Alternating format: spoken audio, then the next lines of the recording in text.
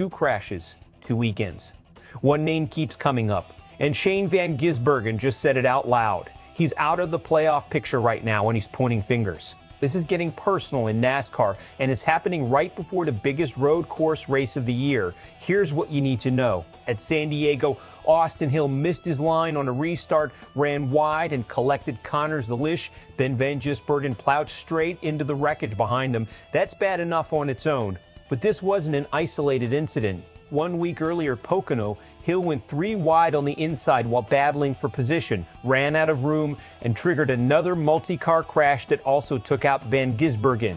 2 races, 2 wrecks, same driver in the middle of both. Van Gisbergen didn't say much trackside. He brushed off reporters and told them to go ask the next guys. But in a recap video posted days later, he didn't hold back, calling Hill out by implication as the common denominator in both incidents. This isn't just bad luck stacking up. Van Gisbergen is fighting for a playoff spot, and he's now fallen outside the chase cutoff by 5 points heading into Sonoma, a track where he's the defending winner. Every point matters right now. And losing 2 straight races to incidents involving the same driver isn't something you just shrug off, especially with the regular season clock running out. There's also history here. Hill and Van Gisbergen have tangled before, including a heated moment at Sonoma in 2024 when Van Gisbergen muscled his way past Hill for the win, and Hill made his frustration known afterward. So this isn't a brand new rivalry. It's a slow burn that's now boiling over again on the same track where it first ignited. Let's break down what's actually happening on track, because this matters more than just bad blood. Restart incidents like the one at San Diego usually come down to one driver overcommitting to defend or gain position and missing the apex under pressure. When that happens at the front of a tight pack, there's no recovery room. It becomes a chain reaction instantly. Hill running wide didn't just cost him, it took out the cars stacked directly behind him, including Van Gisbergen's teammate. The Pocono incident is a different kind of risk.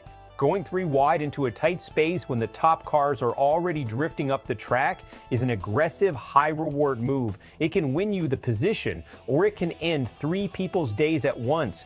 That's exactly what happened.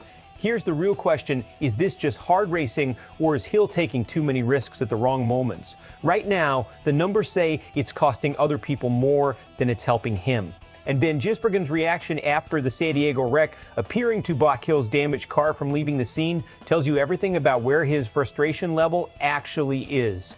That's not a guy who thinks this was just unfortunate circumstance. Fans are split right down the middle on this one. Some are pointing straight at Hill, saying back-to-back incidents involving the same driver is a pattern, not a coincidence. Others are pushing back, arguing that racing incidents happen, and Van Gisbergen calling him out publicly as a cheap shot dressed up as honesty. Either way, this clip is spreading fast, and it's setting up Sonoma to be a lot more interesting than just another road course race. Best case for Van Gisbergen, he channels this frustration into a statement weekend at Sonoma, where he's already proven he can win, and he claws his way back into the playoff picture with points to spare. Worst case, the tension boils over on track. Van Gisbergen and Hill are racing each other twice this weekend, Saturday in the Xfinity Series and Sunday in Cup. If there's any retaliation or even the appearance of it, this turns into the story of the weekend, and it could cost both drivers a result they can't afford to lose. So here's the real question. Is Austin Hill genuinely racing too aggressively right now, or is Van Gisbergen just venting frustration at the wrong target while his playoff hopes slip away? Drop your take in the comments. We want to hear it.